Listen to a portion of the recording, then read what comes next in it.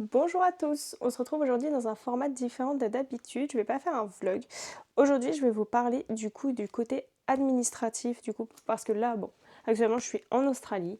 Je suis ici pour un PVT, donc avec le visa Working Holiday Visa 417. Et je vais vous expliquer un petit peu j'ai fait des petites notes, côté administratif, comment j'ai fait pour réussir à avoir le visa, et comment je suis arrivée ici en fait, tout simplement, donc juste côté administratif pour l'instant. Donc je l'ai fait en deux catégories, donc côté administratif plus ce qui va concerner réellement l'Australie et ce qui va concerner la France, donc ce qu'il faut penser à faire côté administratif mais en France. Donc ce sera pour ce qui est du logement, du travail, des assurances françaises, l'assurance maladie, tout ça, ce que moi j'ai fait, ce que je vous conseille. Après évidemment il y a plein de façons de faire, il y a plein de possibilités, vous allez voir selon les personnes qui vous en parlent, ça va être avec des manières de faire différentes, tout ça. Mais donc là moi je vais vous donner vraiment mon point de vue, comment j'ai fait et comment je suis arrivée ici. Je m'excuse d'avance, je vais beaucoup regarder mes notes parce que je vais être sûre de ne pas oublier ce que j'ai dit parce que bon, quand je le dis comme ça, évidemment, je sais quand même comment j'ai fait pour arriver ici.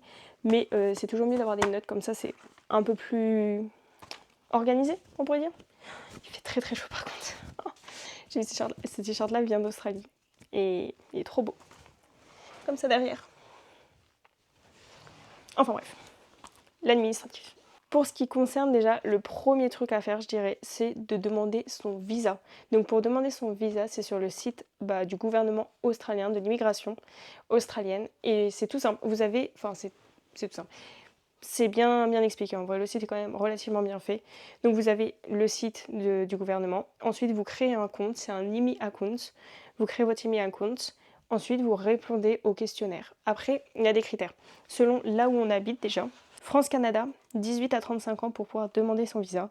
Mais si on habite en Belgique et en Suisse, c'est 18 à 30 ans. Donc le maximum, il est diminué. Très important, il faut avoir un minimum d'argent sur son compte bancaire. Donc c'est aux alentours de 3000 euros. 3000 euros, 3500 euros. Et donc il faut faire un screen de ton compte bancaire et leur faire parvenir pour qu'ils vérifient si tes comptes, tu as assez d'argent pour pouvoir te déplacer en Australie. En vrai, ça c'est quelque chose quand même qui est qui est relativement bien. Au moins ils savent que les personnes qui viennent en Australie vont pas arriver en Australie et se retrouver embêtées. On a de l'argent pour un billet retour au pire des cas, enfin, même si je vous le souhaite pas, mais il y a toujours d'argent en cas de souci. Donc c'est plutôt pas mal. Donc oui, donc moi, ma soeur et moi, on a demandé le Working Holiday Visa 417. C'est le visa qui nous permet de travailler autant qu'on veut en Australie et qui est renouvelable 2 fois. Enfin, 3 années, vous pouvez rester ici. Donc la première année, on le demande. Quand on obtient son visa, d'ailleurs la réponse, nous on l'a eu dans les secondes. Hein. On a reçu directement, une fois qu'on avait fini de remplir leur questionnaire, on a reçu directement notre réponse si on était grandchild ou pas. Après, je sais qu'il y a certaines personnes, ça met plus de temps. Je pense que ça dépend du montant d'affluence à ce moment-là, du nombre de personnes qui font leur dossier. Il y a quand même beaucoup de monde qui font leur dossier pour les Working Holiday Visa en Australie. Mais c'est vrai qu'en ce moment, c'est devenu un peu famous. On a suivi le truc aussi, donc on peut rien dire. Mais il y a quand même pas mal de monde qui demande à venir en Australie. Donc je pense qu'il y en a certaines personnes, j'ai vu, ça mettait 5 jours, une semaine, ça doit être tellement stressant en plus. Mais ouais, pour nous, ce qui est notre cas, ça a mis quelques secondes. Donc plutôt contente. Après, il y a plusieurs visas qui existent selon ce que vous venez faire en Australie. Vous avez visa étudiant. Je sais qu'il a augmenté en plus, c'est devenu assez cher le visa. Ah, c'est ça ce que je voulais dire d'ailleurs. Le visa, c'est à peu près 350-400 euros. Donc bon, c'est une somme. En plus, c'est pas remboursé si tu l'obtiens pas. Enfin, si tu t'es pas accepté. C'est une somme, mais ça vaut vraiment le coup. L'Australie, c'est vraiment joli. Franchement, si quelqu'un hésite à venir, si t'hésites, c'est que t'as envie. Si t'as envie, fais-le. On est jeune, fonce. Après, essaie quand même de partir avec des bases en anglais d'ailleurs. Bon, ça n'a rien à voir, mais des bases en anglais, c'est quand même très très important. Je sais que nous, on est parti avec des mauvaises bases quand même. On a réussi à s'en sortir. Mais franchement, apprendre l'anglais avant, si là t'hésites et que tu prévois ton voyage dans 1 an, dans 2 ans, dans 6 mois, mets-toi à fond à bosser l'anglais. Franchement, ça te sert, c'est tellement utile. Les personnes qui parlent anglais, je sais qu'on a loupé des opportunités parce qu'on parlait pas anglais. Les personnes qui parlent anglais, franchement, vous partez déjà avec une longueur d'avance. Hein. On vous voit déjà plus au bout du chemin là. La première année, on doit travailler un minimum de 88 jours pour avoir le droit de renouveler son visa, enfin de demander à renouveler son visa. Après, ils sont pas obligés d'accepter non plus, mais pour avoir le droit de demander, il faut minimum travailler 88 jours en ferme et non en ferme. En fait, ça va être avec les codes postaux que ça va fonctionner. Je sais que du coup, les personnes, si vous voulez travailler dans les restaurations fast-food, tout ça, McDo, dans le nord du pays, vous pouvez travailler du coup dans les fast-food et que ça compte pour vos fermes. Mais en fait, sur le site de l'État, vous avez un lien qui vous permet directement de regarder quel code postaux vous permet de valider vos 88 jours. Parce que du coup, si vous travaillez sur Sydney, évidemment, ça valide pas vos 88 jours. Melbourne, c'est pareil, Brisbane, c'est pareil. Mais il y a des codes postaux qui vous permettent de valider. Là, par exemple, nous ici, on est sur Camperdown, enfin à Beaucaire, à côté de Camperdown, et c'est validé. Donc 88 jours, c'est à peu près 3 mois et demi. Et aussi, le nombre d'heures que vous faites par semaine, ça vous fait compter 7 ou 5 jours. Si vous faites, il me semble, c'est moins de 35 heures semaine, ça vous compte 5 jours, même si vous travaillez 7 jours et vous faites que 5 heures, 35 heures. Mais si vous travaillez au-delà, ça vous compte 7 jours. Même si vous travaillez que 6 jours. Par exemple, nous ici, on travaille 6 jours, mais on fait plus que 35 heures par semaine. Au début, on faisait même du 90 heures. Non, j'abuse. On faisait en 2 semaines, au maximum, j'ai fait 130 heures en 2 semaines. Donc ouais, du 65-70 heures quoi. Mais du coup, ça permet donc d'avoir 7 jours travaillés, même si j'en ai travaillé que 6 en réalité. Mais ça fait 7 jours travaillés pour le visa. Pour la demande du second visa, donc pour les 88 jours. Ça permet de le monter à balle. Et après, une fois que vous avez vos 88 jours, vous pouvez faire votre demande pour un second visa. Pour la deuxième année, du coup, si vous avez fait votre demande pour la deuxième année, après la deuxième année, ils vous demandent par contre 6 mois de travail cette fois-ci. 6 mois de travail pour avoir le droit de demander une troisième année. Et la troisième année, on ne vous demande plus rien puisque vous n'avez pas le droit à une quatrième de toute façon avec celui-ci. Si vous voulez rester plus, il faudra essayer peut-être de trouver des sponsors au niveau du travail. Les sponsors, ça vous permet du coup, si vous travaillez 3 ans avec une ferme par exemple qui vous sponsorise, ça vous permet du coup de pouvoir avoir le droit de demander la nationalité australienne. Mais ça après c'est totalement autre chose. Là pour l'instant on va juste parler d'un PVT si vous voulez rester 3 ans maximum en Australie et que vous voulez kiffer votre aventure, mais il faut travailler. Après de toute façon je pense qu'on part tous avec des bases de si on veut kiffer notre aventure, faire notre PVT à fond, faut qu'on travaille dans tous les cas pour se faire de l'argent, donc les deux vont ensemble. Mais après il faut se travailler du coup dans les bons endroits et bien se renseigner réellement sur les codes postaux parce qu'il y a beaucoup de personnes qui se font avoir là-dessus où où les employés leur disent que ça compte pour les 88 jours et ça compte pas du tout. Et aussi pour les 88 jours, du coup, il vous faut votre payslip pour prouver que vous avez travaillé dans cette ferme ou dans ce McDonald's. Il faut la payslip. Ensuite, on va parler du coup côté assurance. Donc il y en a deux qui sont principalement présentes sur le marché. Du coup ici, donc on a Gobayava et Shapka. Après les deux, elles sont vraiment similaires. Nous, on a pris Gobayava parce que du coup ma soeur, enfin nous, c'est réellement ma soeur qui a plutôt regardé ça. Mais donc elle a regardé les sites comparatifs et il y avait quelques trucs qui disaient que c'était un petit peu mieux, mais les deux vraiment se valent. Mais donc on est parti sur Gobayava. On a payé à l'année. La somme exacte de combien on a payé, je suis vraiment désolée, je m'en souviens plus du tout. Mais après, surtout, il ne faut pas hésiter, il y a beaucoup de sites comparatifs qui vont du coup comparer principalement ces deux assurances. Du coup, l'assurance c'est pas obligatoire l'assurance. Si vous voyagez plus de 3 mois, c'est vraiment conseillé parce que bon, les frais médicaux ça coûte vraiment cher. Et même, je vous souhaite rien de mal, mais si vous arrive quelque chose qu'il faut être rapatrié en France, c'est hors de prix. C'est hors de prix, donc vaut mieux avoir une assurance. Au moins tu te sens mieux, t'es plus safe. Peu importe ce qui t'arrive ici, tu peux être remboursé. C'est très chiant par contre les remboursements, mais tu peux être remboursé. Et par contre, si vous restez moins de 3 mois, si vous voyagez moins de 3 mois, votre carte bancaire, elle peut faire office d'assurance. Mais après, il faut se renseigner sur votre carte bancaire, qu'est-ce qui est pris en charge, qu'est-ce qui n'est pas pris en charge. Parce que souvent, c'est vraiment minime et ça reste quand même très très cher les frais d'assurance, les frais médicaux plutôt. Donc le mieux, c'est quand même de partir avec une assurance. On est toujours plus sécurisé, enfin plus sécure quand c'est comme ça quoi.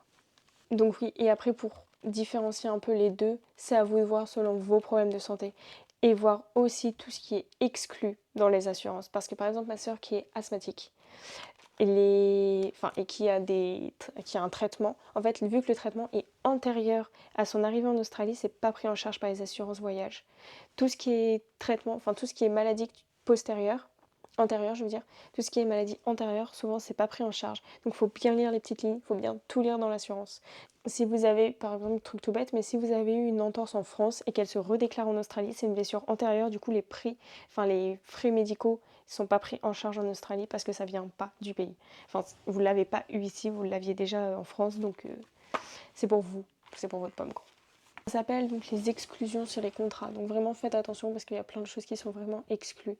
Après, Je vous souhaite vraiment de rien qu'il vous arrive rien. Nous, je sais que là pour l'instant, ça fait 7 mois qu'on est ici, enfin un peu plus de 7 mois maintenant qu'on est ici. Et bah d'ailleurs, ça fait 8 mois en fait. Non, ça fait 8 mois. Mais donc oui, donc ça fait 8 mois qu'on est ici, on n'a jamais eu besoin de contacter l'assurance, tout ça.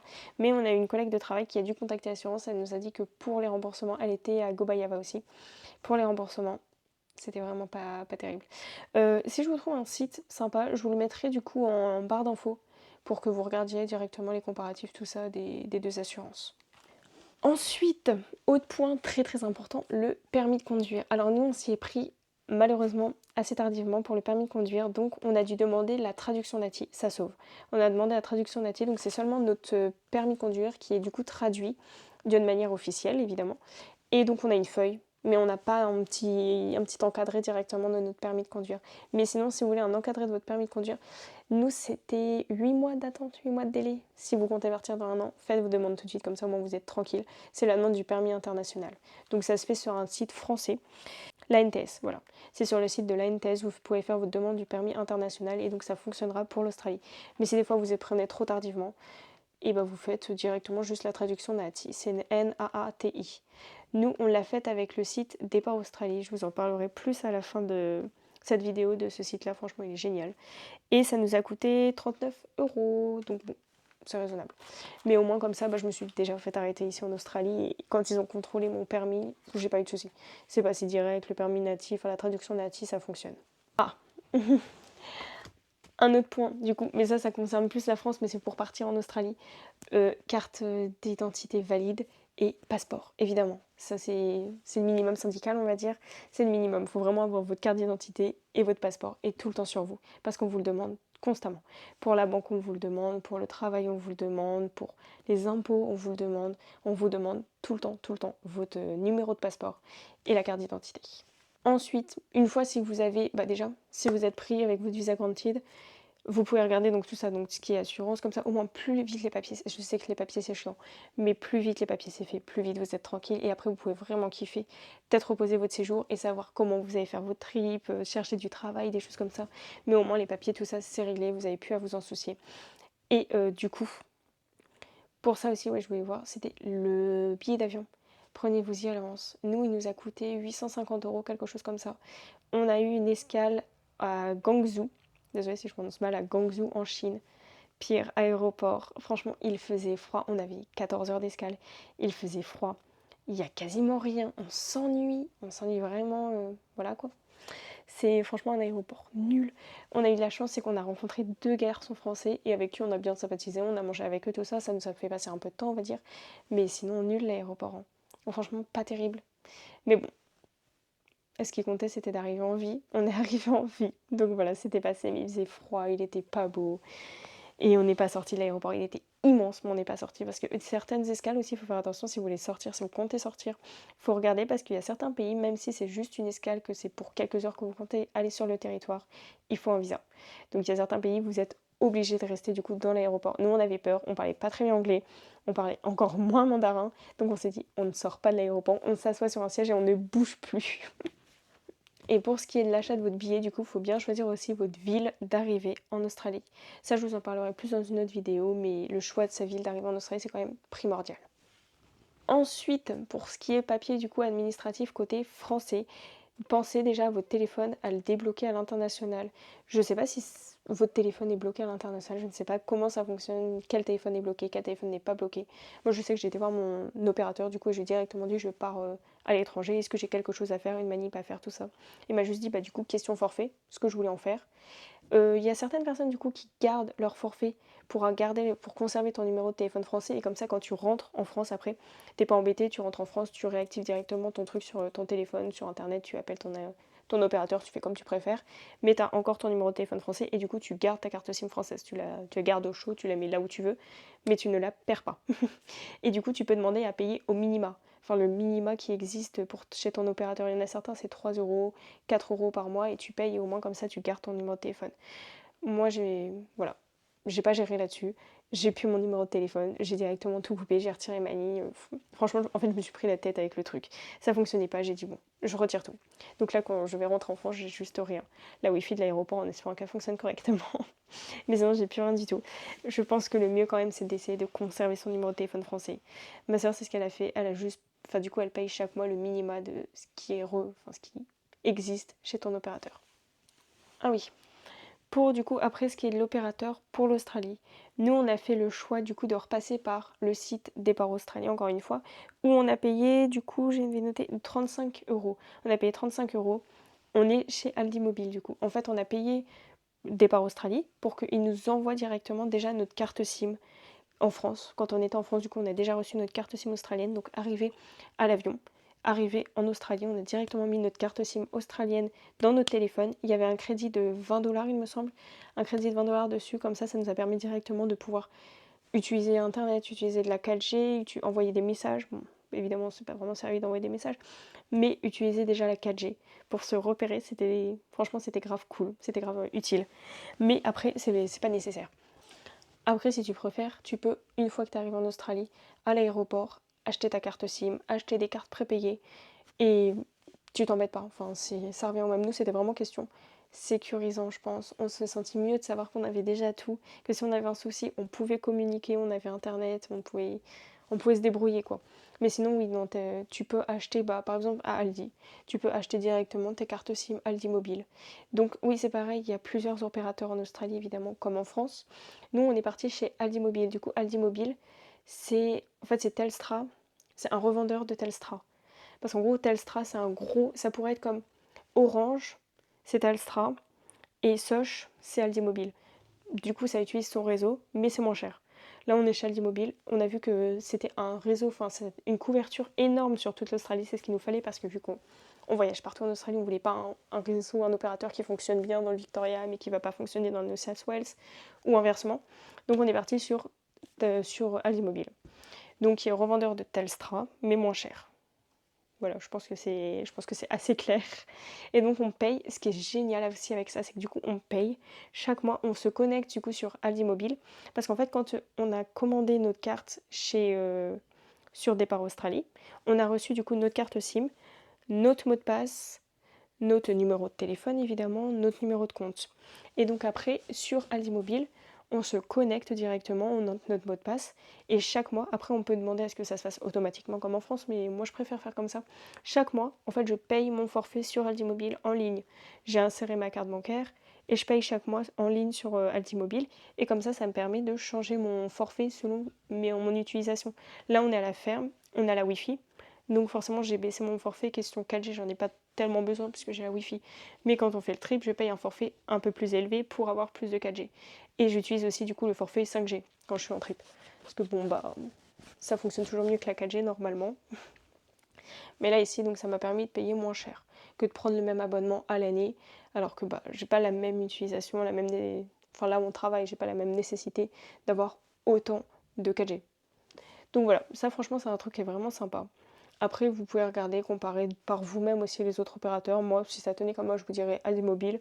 Allez-y les yeux fermés. Pour l'instant, j'ai eu aucun souci, aucun problème. J'ai du réseau à peu près partout. Après, dans les endroits vraiment perdus, paumés, on va dire, le fin fond de l'Australie, évidemment, ça capte très mal.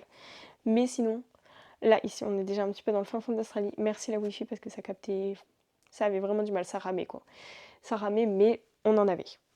Pour ce qui est de la France, du coup, là maintenant encore, c'est pour le logement. Pensez du coup à votre logement. Je sais que vous savez très certainement ça, mais quand on a beaucoup de choses à penser, on peut oublier. Le logement, du coup, il y a un préavis de 3 mois en France. Donc quand tu veux quitter ton logement, il faut prévenir 3 mois à l'avance. Pensez, du coup, à ton électricité, le gaz, mais bon, ça, on s'en fiche. Et par contre, un truc qui est bon à savoir aussi, c'est que du coup, si vous êtes en zone tendue en France, le préavis, du coup, il est de seulement 1 mois. Donc ça peut se sauver. Si des fois vous oubliez, ou alors vous avez passé la date sans faire exprès, ça arrive avant votre date d'avion, 1 mois. Si vous êtes en zone tendue, vous pouvez regarder du coup sur les sites français quelle ville est en zone tendue, enfin vous entrez votre ville, votre code postal, et ça vous dit si oui ou non vous êtes situé en zone tendue. Ce qui vous permettrait du coup d'écourcir votre préavis à 1 mois. Question de travail, c'est pareil. Bon, c'est des choses toutes bêtes là que je vous dis, mais franchement, une vidéo récapitulative un petit peu, enfin c'est ce que j'essaie de vous faire, une vidéo un petit peu récapitulative de point par point ce que vous devez penser à faire pensez à voir parce que des fois on est un peu pris par l'envie déjà de partir, qu'on oublie certains détails. Mais là, du coup, pareil, votre travail. Après votre préavis, du coup, pour votre travail, ça va dépendre de vous, de combien de temps vous êtes resté dans l'entreprise, de comment fonctionne votre entreprise aussi. Mais sinon, pensez du coup aussi au préavis au niveau de votre travail. Et si vous entendez bien, votre travail, si vous voulez y retourner, n'hésitez pas. Je sais qu'il y a quelque chose qui existe, je ne saurais pas vous dire le nom, mais je sais que vous avez la possibilité du coup de demander à votre employeur pour avoir une année de césure, on va dire, une année de césure. Du coup, ça vous permettrait de, une fois votre trip fait, si vous êtes sûr de y rester qu'une année, une fois votre trip fait, vous pouvez retourner dans votre entreprise et reprendre l'emploi que vous aviez avant de partir. Ça peut être vraiment sympa si vous vous plaisez dans votre travail, mais que vous avez juste envie de vous évader une année ou même moins d'une année, vous pouvez essayer de voir ça avec votre employeur. Ensuite, du coup, pour ce qui est assurance en France, va falloir gérer ça aussi si vous voulez garder votre mutuelle, retirer votre mutuelle. Pour ma part, j'ai gardé ma mutuelle parce que question administrative, juste c'était plus pratique. Franchement, j'ai juste pas eu envie de m'embêter avec ça. J'ai payé un minima, j'ai gardé ma mutuelle. Comme ça, moi, quand je rentre en France, je suis encore assurée. J'ai pas besoin de directement aller voir ma mutuelle et dire oh coucou, j'aimerais être assurée. Je serais embêtée à rechercher, faire des comparatifs, tout ça. Non, au moins je l'ai, je la garde et puis voilà, elle est très bien. J'étais très heureuse en France de ma mutuelle. Bon, si vous voulez savoir, c'est Groupama. Je suis très heureuse de ma mutuelle, elle couvre tous mes frais donc je l'ai gardée. En plus, je me dis comme ça, si je reviens en France, que j'ai besoin, parce que du coup je porte des lentilles, que j'ai besoin, je peux prendre directement mes lentilles pour un an et après repartir en Australie. Je suis pas obligée de rentrer en France, refaire un contrat, aller pour mes lentilles, redire après à mon contrat de mutuelle, je résilie à nouveau et revenir en Australie. Là au moins je rentre en France, patata, enfin patati patata, c'est fait en deux, c'est réglé. Et sinon du coup pour ce qui est assurance voiture, moi j'ai vendu ma voiture. Donc je n'ai plus d'assurance voiture. Ah oui, et puis l'assurance mutuelle aussi si c'était celle de votre employeur, enfin qui était obligatoire à votre travail. Donc quand vous quittez votre travail évidemment vous n'avez plus votre assurance. Donc oui, et revenons-en donc à l'assurance voiture. Donc pour l'assurance voiture, moi j'ai vendu ma voiture, donc évidemment j'ai résilié mon assurance voiture. D'ailleurs, il faut bien faire attention parce que moi ils ont eu du mal à résilier au début, mais ils m'ont remboursé après, donc c'est bon, tranquille. Mais ouais, pensez du coup, si vous gardez votre voiture, sinon à mettre peut-être un minima, soit la couper complètement, mais après si des fois vous la coupez complètement, vous pouvez perdre vos bonus, j'allais dire vos malus, mais non, vos malus, au revoir. Mais vous pouvez perdre vos bonus, donc après des fois ça peut peut-être être mieux de garder quand même encore son assurance automobile. Après ça évidemment c'est à vous de voir. Son assurance maison, évidemment si on déménage, on résilie son assurance maison, ça me paraît normal. Ensuite, pour la banque, autre point très très important, pour la banque, il faut contacter votre banquier, prendre rendez-vous, ce que vous voulez, mais pour ouvrir votre compte à l'étranger. Parce que les premiers jours, les premières heures même que vous allez arriver du coup en Australie, il va bien falloir faire des paiements. Donc malheureusement, si vous n'avez pas ouvert votre compte bancaire à l'étranger, vous n'allez pas pouvoir vous servir de votre carte. Et enfin, certaines permettent quand même de s'en servir, malgré que vous n'ayez pas demandé, mais du coup, vous risquez de payer plus cher. Et alors que si vous demandez, des fois, vous avez des petits avantages. Enfin, vous pouvez vous faire 3 retraits par jour ou 3 retraits par mois sans payer de surplus ou quoi que ce soit. Et sinon, pensez aussi à échanger de l'argent, évidemment, quand vous êtes en France. Vous échangez déjà de l'argent, comme ça, vous partez avec du liquide australien que vous pouvez vous servir aussi pour payer une fois que vous êtes arrivé sur le pays. Pour ce qui est du coup de l'ouverture du compte australien bancaire, du compte bancaire australien plutôt, je vais vous parler de ça du coup dans une autre vidéo parce que j'ai pas envie que celle-ci soit trop longue non plus. Déjà que j'ai beaucoup de choses à vous dire et que j'arrive pas spécialement à condenser tout ce que j'ai à vous dire. Donc non, pour ce qui va être de l'ouverture d'un compte australien, d'un compte bancaire australien, je vous en parlerai dans une prochaine vidéo. Donc voilà, je pense qu'on a fait à peu près tous les points de ce qui est vraiment important, mais n'hésitez pas surtout vous à vous lister, même là en écoutant la vidéo, si des fois ça vous intéresse, que vous trouvez que c'est correctement expliqué, n'hésitez pas à noter chez vous, à noter je dois faire ci, je dois faire ça, vous faire une to-do list, enfin, vous vous organisez comme vous voulez, mais surtout pensez à vraiment tout noter pour pas vous dire à la dernière minute j'ai pas fait ça. Parce que tout est important, tout est vraiment important. Et même pour votre tête, genre ça vous permet de clarifier vos idées, de vous sentir mieux, de savoir que vous n'avez rien oublié, de partir plus sereinement, on va dire, et de savoir que tout se goupille correctement. Et si vous êtes resté à la fin de cette vidéo, je vais vous donner du coup quelques tips. Donc déjà, une application. Une application qui m'a sauvée, je dirais qui m'a sauvée pour mon organisation, c'est l'application Départ Australie. Donc c'est une application que vous pouvez télécharger sur votre Play Store. Je pense que sur Apple, elle doit fonctionner aussi. Et c'est une application où en fait vous pouvez cocher quand vous avez fait les choses, ils vous les disent déjà dans l'ordre et vous donnent des tips eux aussi. Des tips du coup comment faire. Du coup nous c'est là-dessus qu'on a acheté pour notre permis traduit Nati, pour notre carte SIM. Et donc ils vous disent comment faire et vous avez un peu des pas à pas. Une fois que vous l'avez fait, vous appuyez, c'est hyper satisfaisant en plus. Vous appuyez, ça le coche, ça le met en vert, donc c'est fait, c'est plus à faire. Et c'est parfait. Et ensuite, même pour la suite de votre trip, c'est hyper bien organisé. Franchement, cette application est géniale. Et le deuxième tips que je pourrais vous donner, c'est pour ce qui va concerner votre logement. Si comme moi, vous aviez du coup vos meubles, la cuisine, j'avais du coup la gazinière, le frigo, la machine à laver, le four, enfin bref, tout ça à vendre. Ce qui m'a été grave utile et qui m'a permis de vendre énormément, de vendre pas mal de choses, ça va être le marketplace sur Facebook. Franchement, le marketplace sur Facebook, ça m'a sauvée. Sinon, je sais pas comment j'aurais pu faire. Mais là-dessus, j'ai vendu énormément de choses. Donc, principalement le marketplace, ensuite le Bon Coin et en dernier Vinted. Vinted, c'est vraiment les petits trucs de pacotille. J'ai vendu des vêtements, des choses comme ça. Il y a une mouche qui est passée. Il y a énormément de mouches en ce moment. C'est la saison des mouches. C'est l'horreur. Mais donc, enfin bref. J'ai vendu quelques vêtements de pacotille, des trucs comme ça qui coûtaient pas très très cher sur Vinted. Mais vraiment Marketplace, c'est ce qui a le mieux fonctionné pour moi. Marketplace, c'est même juste poster sur mon compte, sur mon mur Facebook et après mes amis repostent. Et il y en a certains qui se disent ah mais j'avais vu ça chez toi, ça m'intéressait donc je suis vraiment preneur. Et ça c'est vraiment trop bien, le bouche à oreille aussi en fait effectivement. Mais ouais non, le Marketplace vraiment c'est le mieux. C'est ce qui a le mieux fonctionné pour moi. Et n'hésitez pas surtout c'est aussi à faire des lots. Parce que des fois vous pouvez vendre, par exemple, je sais pas si vous avez 5 fourchettes, 5 couteaux, on aura tendance à mettre l'eau, mais on va pas spécialement penser à se dire ah, si je vends mes couverts, peut-être que la personne va être intéressée par des verres aussi. Et donc de faire des lots directement où vous les proposez, c'est pas obligatoire, vous donnez les prix séparés. Enfin, chaque prix de chaque lot, chaque petit lot, chaque ustensile, les 6 verres, les 6 fourchettes. Mais aussi faire un prix si des fois vous prenez ces fourchettes, ces couverts, enfin ces couteaux. Elle m'énerve cette mouche. Ces fourchettes, ces couteaux, ces verres. Je vais vous faire une petite raison, on imagine qu'ils étaient à 20, je vais vous les faire à 15. Et comme ça permet de vendre encore plus parce que bon, il faut savoir, vous vendez pour gagner de l'argent pour votre trip, effectivement, mais vous vendez aussi par nécessité. Parce que qu'est-ce que vous allez en faire? Vaut mieux les vendre 15 euros, je suis désolée pour la bouche, vaut mieux les vendre 15 euros que de pas les vendre et les avoir sur le dos et se dire bon bah j'en fais quoi, maintenant je les offre quoi. Enfin, vaut mieux les vendre 15 euros à la place de 20, mais ne pas les avoir sur son dos. C'est ça ce que je voulais dire plutôt. C'est plus correct. Mais donc voilà, donc le marketplace, franchement, ça fonctionne du tonnerre. Et aussi, pour que vous vendiez encore mieux, il faut être prêt à faire des colis. Il y a énormément de personnes qui sont loin et qui sont intéressées par nos objets.